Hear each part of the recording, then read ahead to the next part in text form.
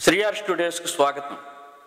ఈరోజు మనం మాట్లాడుకోబోయేది ఒక మహోన్నతమైన నాయకత్వ లక్షణాలతో 60 సంవత్సరాల 3 కోట్ల మంది ప్రజల కళను సాకారం చేసిన ఒక నాయకుడి గురించి. ఆ నాయకుడు కల్వకుంట్ల చంద్రశేఖరరావు. ఆయన సాకారం చేసిన కళ తెలంగాణ రాష్ట్ర స్థాపన. 60 సంవత్సరాలు సుదీర్ఘ పోరాటం. నీళ్లు, నిధులు, నియామకాల విషయంలో ఎన్నో సంవత్సరాలుగా అనుభవిస్తున్న తమకున్న వనరుల్ని, తమకున్న అవకాశాలని వేరే ప్రజలు తమ నుంచి నిర్దాక్షిణ్యంగా లాగేసుకుంటున్నారన్న ఆవేశంలో ఉన్న తెలంగాణ ప్రజలకు 1969లో తెలంగాణ ఉద్యమం ఉధృతంగా సాగి చెన్నారెడ్డి నాయకత్వంలో సాగినా కూడా తర్వాత క్రమంగా అది చల్లబడింది.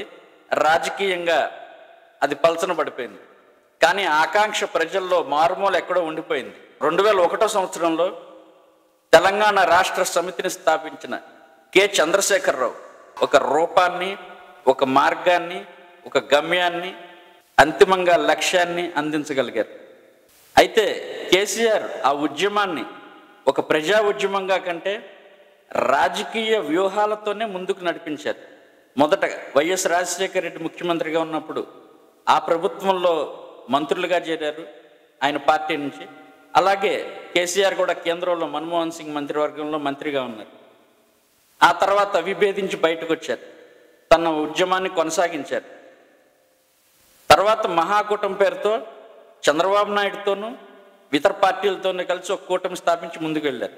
అంటే ఆయన ఎప్పుడు ఒకటే మాట చెప్పారు, తెలంగాణ కోసం బొంతు పురుగునైనా ముద్దు పెట్టుకుంటాను.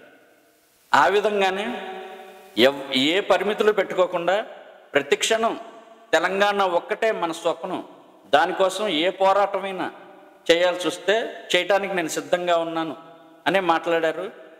ఆ పందాలోనే ముందుకు సాగారు. ఆయన నాయకత్వం పట్ల ఆ రోజు తెలంగాణ ప్రజల్లో ఎవరికీ ఎలాంటి సందేహం లేదు. ఆయన తప్ప తెలంగాణ ఉద్యమానికి మరో ప్రత్యామ్నాయం లేని స్థాయికి ఆయన ఎదిగారు. 2009 సంవత్సరంలో కేసీఆర్ తెలంగాణ ఉద్యమం ఉధృతిగా తీసుకువెళ్తూ నిరాహార దీక్ష, ఆమర నిరాహార దీక్ష ప్రారంభించారు. ఆ రోజు 11 రోజుల పాటు ఆయన చేసిన నిరాహార దీక్ష తెలంగాణ ఉద్యమాన్ని పతాక స్థాయికి తీసుకువెళ్ళింది. ఆ రోజు ఉస్మానియా విద్యార్థులు కూడా రోడ్ల మీదకి వచ్చి ఆ ఉద్యమానికి ఒక ఊపును తీసుకొచ్చారు. ఆ ఆవేశాన్ని, ఆ ఉద్యమాన్ని చూసి అధినాయకత్వం ఇటు కాంగ్రెస్ ఎంపీల మాటలు విని తెలంగాణ ఏర్పాటు గురించి ప్రకటించింది 2009 సంవత్సరం డిసెంబర్. ఆ తర్వాత 2014 కానీ ఆ కళ సాకారమైంది. మొట్టమొదటిసారి జరిగిన ఎన్నికల్లో కేసీఆర్ ముఖ్యమంత్రి అయ్యారు. కానీ ఆ రోజు ఉన్న తెలంగాణలో 119 సీట్లలో టీఆర్ఎస్ గెలుచుకుంది 67 సీట్లు మాత్రమే. అంటే ఉద్యమానికి ఉన్న మద్దతు టీఆర్ఎస్ పార్టీకి లేదు అని మొట్టమొదటి ఎన్నికల్లోనే నిరూపితమైంది.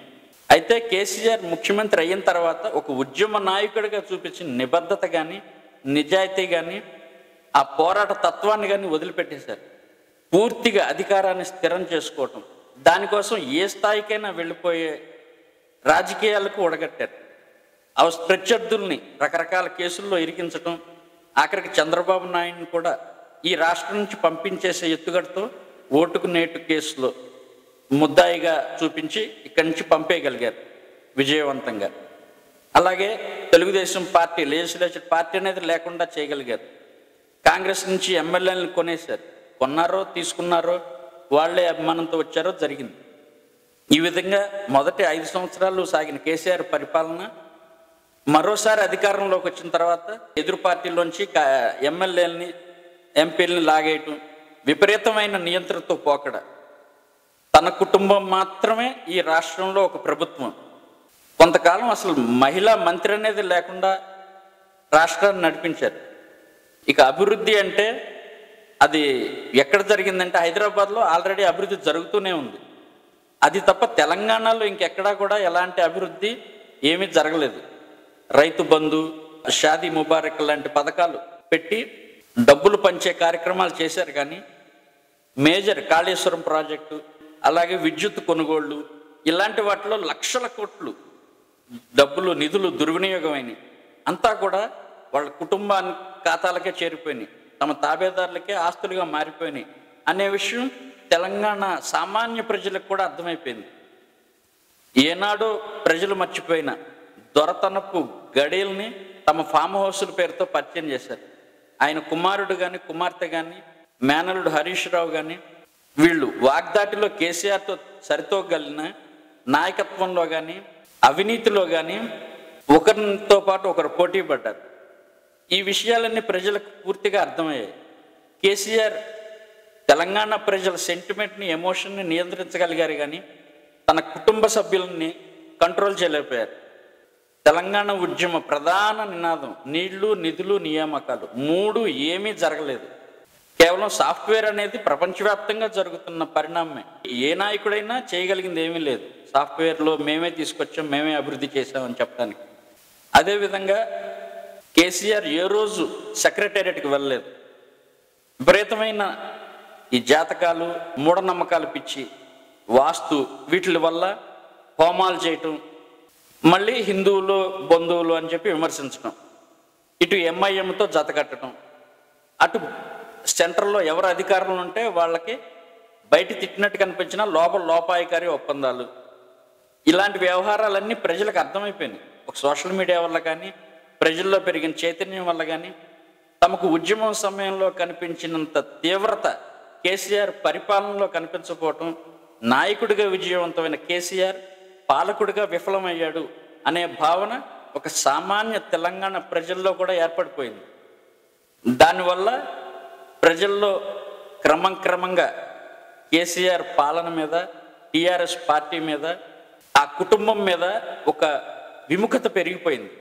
అదేవిధంగా కల్వకుంట్ల కవిత ఇక్కడ బతుకమ్మ పేరుతో ప్రతి సంవత్సరం కోట్లాది రూపాయలు ఖర్చు పెట్టి తెలంగాణ సాంస్కృతిక వైభవాన్ని ప్రపంచానికి చాటుతున్నామంటూ ఎంతో హడావిడి హంగామా చేసిన కవిత తీరా ఢిల్లీ లిక్కర్ కుంభకోణంలో ప్రధాన ముద్దాయిగా బయటపడి తిహార్ జైలుకి వెళ్ళటం కేసీఆర్ని భయంకరంగా కృంగదీసింది. ఎందుకంటే ఆయన ఇమేజ్ పాతాళానికి వెళ్ళిపోయింది. అలాగే ఆయన అతి ఆత్మవిశ్వాసంతో విపరీతమైన అవినీతితో వచ్చిన సొమ్ముతో తెలంగాణ రాష్ట్ర సమితిని ఏ రోజైతే 2022 దసరా పండుగ రోజు భారత రాష్ట్ర సమితిగా మార్చారో ఆ రోజుతోనే ఆయన రాజకీయ జీవితంలో చరమాంకం మొదలైంది. తెలంగాణ అనేది ఒక సెంటిమెంట్ తెలంగాణ ప్రజలు. తెలంగాణ రాష్ట్ర సమితి అనేది వాళ్ళకు ఒక ఆత్మగౌరవ పతాక. అలాంటిది అది భారత రాష్ట్ర సమితిగా మారిపోయిన తర్వాత తమకు సంబంధం లేదని భావించారు. దాంతో 2023 డిసెంబర్లో జరిగిన ఎన్నికల్లో కేసీఆర్కి పరాజయం, పరాభవం రెండూ తప్పలేదు. ఆయన ఊహించలేదు. జీవితకాలం తానే ఉంటాననుకున్నారు. అవకాశం ఉంటే తాను ప్రధానమంత్రి అయి తన కుమారుడో కుమార్తెతో ఈ రాష్ట్రాన్ని ముఖ్యమంత్రి అవుతారనుకున్న రేంజ్లో కళ్ళకన్నారు. ఉద్యమాన్ని అంత అద్భుతంగా ఉధృతంగా నడిపిన కేసీఆర్ ముఖ్యమంత్రి అయిన తర్వాత అంత అమాయకంగా, అజ్ఞానంగా, చిన్నపిల్లవాళ్ళలాగా ఏ వ్యూహాలు ఎత్తుగడలు లేకుండా తప్పుల మీద తప్పులు చేసుకుంటూ ఇటు పరిపాలనలో అన్ని అవకతవకలు ఇవన్నీ జరగటం వల్ల ప్రజల్లో విశ్వాసం కోల్పోయి ఫామ్ హౌస్కే పరిమితం కావాల్సి వచ్చింది. పాపం ఎంతో కళ్ళగని కష్టపడి కోట్లు వెచ్చించి కట్టిన సెక్రటేరియట్లో కనీసం అడుగు కూడా పెట్టలేకపోయాడు. ఇది ఏ నాయకుడికైనా కేసీఆర్ని చూసి నేర్చుకోవాల్సిన గుణపాఠం. నాయకుడిగా విజయవంతమైన కేసీఆర్ పాలకుడిగా పూర్తిగా విఫలమయ్యారు. ఎన్నో హోమాలు చేశారు. కానీ ఎన్ని హోమాలు చేసినా మనం పాటించాల్సిన ధర్మాన్ని మనం పాటించకపోతే అవి మనల్ని కాపాడలేవు అనేది ఈయన ద్వారా నిరూపితమైంది. ఇప్పుడు ప్రతిపక్ష నాయకుడిగా ఉండగా కనీసం ఇప్పుడైనా ప్రజల కోసం బయటికి రావటమో మాట్లాడటమో ఏమీ చేయట్లేదు. కేవలం ఫామ్ హౌస్లో కూర్చుని కార్యకర్తలతో మాత్రం అక్కడికి వచ్చిన కార్యకర్తలతోనే మాట్లాడుతూ కాలక్షేపం చేస్తున్నారు. ఏ క్షణమైతే ఎన్నికలు పూర్తే టీఆర్ఎస్ అధికారం కోల్పోయిందో అప్పటి నుంచి ప్రజలు మొత్తం ఒక గొప్ప ఎంటర్టైన్మెంట్ కోల్పోయారు. ఎందుకంటే కేసీఆర్ ప్రెస్ మీట్ పెడితే గంట 2 గంటలు ఆయన మాట్లాడినంతసేపు ఏ క్రికెట్ మ్యాచ్ వచ్చినా, ఏ సినిమా వచ్చినా, ఏ ఛానల్లో ఎవరు చూడరు, ఆయన ప్రెస్ మీట్నే చూస్తారు. ఎందుకంటే ఆయన అంత అద్భుతంగా ఎంటర్టైన్ చేస్తారు. ఆయనే ప్రశ్నలు అడుగుతారు, ఆయనే సమాధానాలు చెప్తారు. మధ్యలో విలేకరులు కల్పించుకుంటే వాళ్ళని గదమాయిస్తారు, బెదిరిస్తారు, అవసరమైతే కిలోమీటర్ గొయ్యితో పాతి పెట్టేస్తామని కూడా హెచ్చరిస్తారు. అలాంటి నాయకుడు బహుశా అంత ధైర్యంగా, అంత ధీమాగా మీడియాను కూడా లెక్క చేయకుండా మాట్లాడగలిగిన నాయకుడు కేసీఆర్ ఒక్కడే ఈ ప్రపంచంలో. అలాంటి వ్యక్తి ఈరోజు అత్యంత పిరికిగా కేవలం ఫామ్ హౌస్కే పరిమితం అయిపోవటం అంటే అది ఆయన ఊహించని పరిణామం. ఇదంతా కూడా అధికారంలో లేకుండా ఉంటుంది తన కుటుంబం కానీ తాను కానీ అని ఏ రోజు ఊహించలేదు. ఆయన్ని జ్యోతిష్యులు మోసం చేశారో, దేవుడు మోసం చేశాడో, తెలంగాణ ప్రజలు మోసం చేశారో అది కాలమే నిర్ణయించాలి. ఇప్పుడు కేసీఆర్ ఫామ్ హౌస్లో రెస్ట్ తీసుకుంటున్నారు. ఆయన ఇంకా 100 సంవత్సరాలు ఆరోగ్య ఐశ్వర్యాలతో అలాగే ఉండాలి, ఫామ్ హౌస్లోనే ఉండాలి. ఆయన అధికారంలోకి వచ్చే అవకాశం అయితే లేదు. ఫామ్ హౌస్లో వ్యవసాయం చేసి రంగురంగుల క్యాప్సికమ్లు పండించి వ్యవసాయంలో కోట్లు సంపాదించి యశోద ఆసుపత్రి వైద్యులు చెప్పినట్టుగా రోజుకి అవసరమైనంత వరకు పుచ్చుకుంటూ ప్రశాంతంగా కనీసం ఎప్పుడైనా నెలకొకసారి వచ్చి ప్రెస్ మీట్ పెట్టి ప్రజలకి కాస్త వినోదాన్ని పంచిపెడితే ఆ మాయల మరాఠీగా ఆయన మాట్లాడే మాటలు, తెలుగు భాష మీద ఆయనకున్న పట్టు ప్రజలకు ప్రదర్శించుకునే అవకాశం అవి ఉంటాయి. అలాగే తెలంగాణ రాష్ట్ర సమితి కూడా ఇంకా ఉంది అనే నమ్మకం ప్రజల్లో కలుగుతుంది.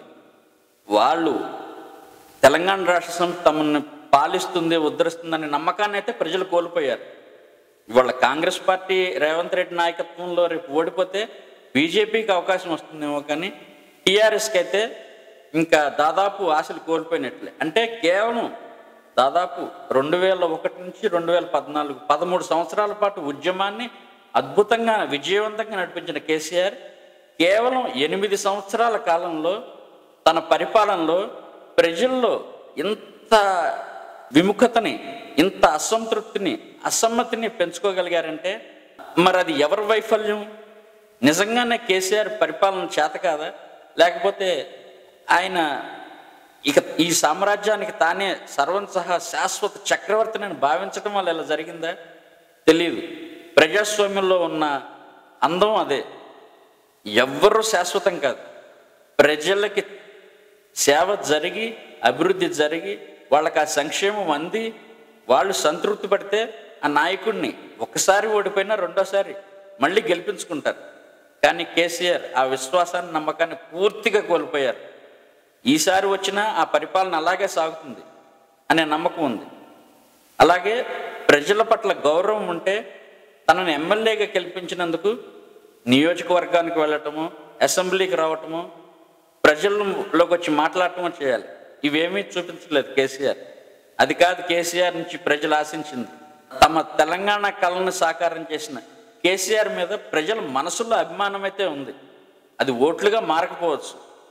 ఆ అభిమానాన్ని ఏహిభావంగా మార్చుకోకుండా తమ కోసం కేసీఆర్ తమను పరిపాలించకపోయినా నిలబడతాడు అనే నమ్మకం అయినా మరోసారి కలిగించగలిగితే, కేసీఆర్ చెప్పినట్లుగా కేసీఆర్ అంటే తెలంగాణ చరిత్ర, తెలంగాణ సెంటిమెంట్, తెలంగాణ ఎమోషన్, తెలంగాణ ఆత్మగౌరవ పతాక అని రేపటి చరిత్రలో ప్రజలందరూ రాసుకుంటారు, గర్వంగా చెప్పుకుంటారు. లేదంటే కొందరు నాయకుల్లాగా కేసీఆర్ని కూడా క్రమంగా మర్చిపోతారు.